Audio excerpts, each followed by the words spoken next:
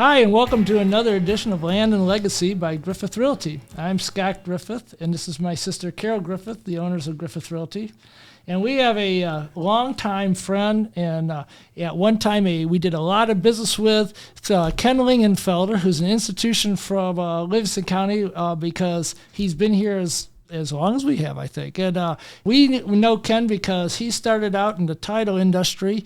And as you can imagine, in real estate, you need to have title insurance in transactions. At one time, we didn't use title insurance as much, as Ken will probably explain. But we now use title insurance to protect your warranty deeds. And so we're excited to have Ken here. He was the president of Metropolitan Title for years. He built a local title company into a multi-state title company, and then subsequently was bought out. So welcome, Ken. We're so glad to have you here. No, I'm glad to be with you guys. It's great to see you as well. So we go way, way, way back. That's for certain. We do. You know, we talked a little bit about this, but Ken was probably pretty revolutionary to be in the title insurance business when he started, because we in Livingston County had a woman named called an abstractor, and she would go in and physically search the history of the title of your deed, and then your attorney would tell you if that was a good abstract, and that's how you sold your house on a warranty deed. And you were selling title insurance, and we didn't exactly know why we needed that. Well, you know, it kind of evolved. I think the abstracts were a way a lot of places, searched the history of the title to the property, and lawyers were very involved in making sure people got as secure as they could possibly be. But the insurance factor really did take over. And as a result, everything is done with title insurance these days. Abstracts have been gone for years and years. And you know, we all know why, and it's great to have a title that you can go pursue somebody on if you have an issue come up that you didn't expect and it should have been caught, you know. So well, title insurance, again, being in the industry, I am a little biased, but it's saved a lot of people a lot of trouble over the years, and it was a good industry to be in, especially out here in Livingston County, because when I came out here when I was 19, all that growth was taking place, and it was just a really, really good place to start a business, that's for sure. Well, and you know, to your credit, you started a good business, but it was so good you managed to multiply it from community to community, even to state to create such a successful business. I mean, how many states were you in when you finally sold? I think we were in about 16 states. That's amazing. Not in the degree or to the size we were in Michigan. Michigan, I think we had 64 offices at one point. Isn't that amazing? Yeah, it was pretty cool.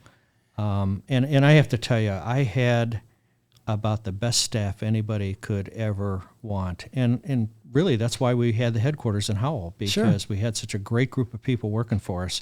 And I see these people still day in and day out, which is kind of fun. But we headquartered the business. I started with 3 people, and when we sold it, we had a couple thousand, maybe even a little more than that. In 2000, it would have been 2003 that we sold the business. Wow. That's amazing. It seems like not that long ago, but that's what happens with my age. But and I want to mention to Ken's credit, since we call this Land and Legacy, he's responsible for probably some of the nicest architecture buildings still existing and will forevermore in our county. We've got the headquarters building in Howell that was absolutely beautiful. You have the one in Brighton that is now the State Bank building, but you also had another beautiful brick building that was your office here on Grand River, not far from whatever it is, East Street there, or North Street, I guess. So Anyway, I mean, you've left a legacy just in your real estate, and we appreciate that, even though most people will never think of it that way. Yeah. Well, that Howell building was kind of fun because we built it in stages. We built the first part of it and took up the whole corner there, right across what used to be First Federal Savings. And then I wanted to expand it, and we had to move a couple houses to do it. I remember this moving the houses. Hysterical, I can't remember what society they called it at the time, wasn't real excited about me knocking down houses. So we actually found a way to move them a couple blocks away, and everybody was happy, and we got the addition done on the building. And I've always been kind of a traditional style person, you know, and so the buildings, all of them got somewhat of a traditional style. The one in Brighton by the railroad tracks, that was fun. That was a beautiful, copper downspouts. I mean, you did it right on that one. That was beautiful. We used Pete Lindhout. Yes. And Pete was like the architect of the architect here. Yes. He was so good. And the theme of the building was like a train station because it was right next to the railroad tracks. There you go, and yeah. so that kind of was part of the plan. And so I'm very proud of that building. I still love it. I buy it every time I go home. Yeah, it's great. I still like it too, so that's why I just can't. I had to bring it up. I mean, you should be proud of it. That's wonderful. Yeah. Yeah, it came out really nice. Well, you've done. You just, we're so proud to have had you in the community to do these great things. I mean, that's a great legacy, and as we talked about, the title company has. It was sort of, you sold it, and you sort of then went and chased your passion of the Lingenfelter motors, and as long as we've known you, we know that you've liked cars and you've collected cars and you have quite a great collection, and now that you're using those for such great charity purposes, that's just wonderful. I mean, maybe you could talk a little bit about that. I know you annually have a big charity open house. Yeah, it is passion. Yes, and it was my passion all yeah. along, and so, but you have married, had to grow a family, and so I needed something to pay the bills. And so as a result, I, after selling the title business, I jumped into the automotive business pretty well. A number of people in my family have been racers, and so a lot of people don't know that about me, but out of Pennsylvania, and so we had some drag racing people in the family that really were on the edge of all the new things that were happening, Sure. Taking cars down the drag strip. And so as a result, unfortunately, the guy who was the best at it was killed in a drag racing accident in 2003, just about the time I sold the business. And so as a result, I took over that business to kind of keep things going, and was able to kind of live out my passion. So. And we've had a blast. We've got 2 shops. We have one shop down in Indiana, and we have another shop up on Beck Road in Wixom. And we build performance cars, mostly General Motors products. Sure. And then we have the car collection, as you said. And I got kind of an eclectic taste. The cars that I wanted over the years, and so. There's quite a broad range in your collection. Oh, it's a very broad range. In fact, there's some people walk up to me and kind of walk me over to a car and ask me if I'm okay. Wondered whether I used good judgment in buying it. But it's following my passion, and so as a result, we've got about 170 cars in there right now. It's muscle cars, some exotics, and Corvettes. Big full room of Corvettes. And we use it for charity fundraising. So that's wonderful. Yeah, Carol tells the story. We both remember experiences of you driving or you with one of your cars. I can remember one time you and I were doing a real estate transaction. I visited you at your home, and I'll be darned if you didn't have a Porsche and a Ferrari both delivered the same day. And there was quite a bit of money sitting right there, and I'm not quite good enough to be able to recognize that much money, but I could tell they were pretty. Yeah, I mean, understanding what you're buying and what you want to have fun with, and I have had the opportunity to really enjoy some great cars over the years. So, but again, when it was all done, we built the other building. The building that we bought, built at the end of Kensington Road there, and when I had put the big addition on, again using Lindhout. I never thought I'd fill it up, but it filled up real well. Yes, it did. My wife, Kristen, and I, kind of said, geez, we should be able to do something with this and make this really work. And so it was her suggestion that we think about doing some charity work there. So we tried it first with a couple of small charities. And then as time went on, our system has always been really good. We talk to the charity. They have to be involved if they want to do an event there. But it's usually just a donation in any amount at the door, and they get to come in and look at the cars. It's so generous, and it is an amazing collection. I mean, it's awesome to look at, and you don't even have to know what you're looking at to be appreciative of some of the beauty of some of these cars. So well, it's fun, and I get a kick out of seeing people appreciate the cars. I also get a big kick out of the kids, coming in, and we try real hard to let kids sit in the cars and things of that nature, and so it's worked out real well. My wife's she handles our specialty things and our apparel in the business, so she has a retail store inside inside the collection. And frankly, I'm pretty much done racing, but she's the racer in the family now. Oh, really? Yeah. Wow, So that's great. Rookie of the Year last year in NCCC. Nice, and, good for her. Wow. So, and she's very involved in this new Women in Racing theme that going across the country right now. Oh, that's fun. It is fun. That is fun, yeah. I know there's some great stories. I mean, I think, didn't you tell a story once about one of the race drivers that came out, looked at and you took him out for a drive in a Bugatti or something like that? You're telling him to be careful not to go too fast, and he keeps telling you he's a race car driver, and then he realized how fast it did go. Yeah, I mean, that Bugatti Veyron was capable of about 250 miles an hour. And I don't think we really want to be doing that down 96. So anyway, but he got under control, and Yeah, that's really funny. Yeah. Well, I just remember when you were in the title business, and it was a time where we could kind of get together, and I think business was a little slower, maybe slower pace. But anyway, it was always refreshing to go out to lunch with you. And the first time I ever sat in a car that had heated seats was yours. And I forgot where we were having lunch, but you're sitting there going, "Ooh," I was like, "Hey, the seats are heated." Well, that's the one thing I did do. I mean, I still kept some of my passion even before I sold the title company. I made sure I had the latest and the greatest in cars, and so I got an opportunity to enjoy them. So it's probably one of those, and I always wanted all the latest equipment. Seats. So I've always had heated seats since then. Yeah, Let me tell see? you, I Okay, wouldn't go without them. Well, now the heated steering wheels. I got that's those even better too. yet, right? So, And I gotta flatter you again, Ken, because I'll never forget. You asked me once. I was all about thinking computers are going to be great and all this, and I had a pretty basic computer, and you said to me, "Do you really think this is going to be important, these computers?" And I said, "Oh yeah, I really think so." And we both used kind of the same computer guy, and it was less than a year later, you had hundreds of computers, and you took technology beyond a point that anybody could do it so fast. You applied very, very quickly and adapted unbelievably fast to what probably kept your industry even more productive. It was awesome.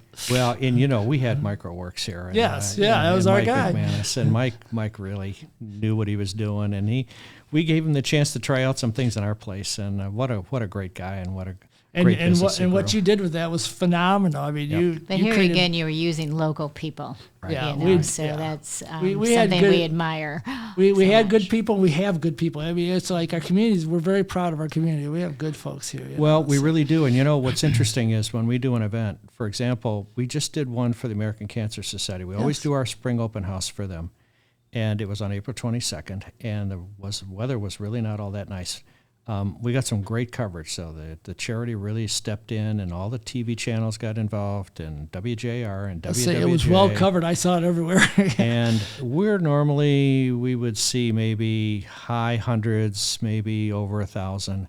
That Saturday, we had several thousand people. Oh, my come to the gosh. collection. Wow. We opened at 10.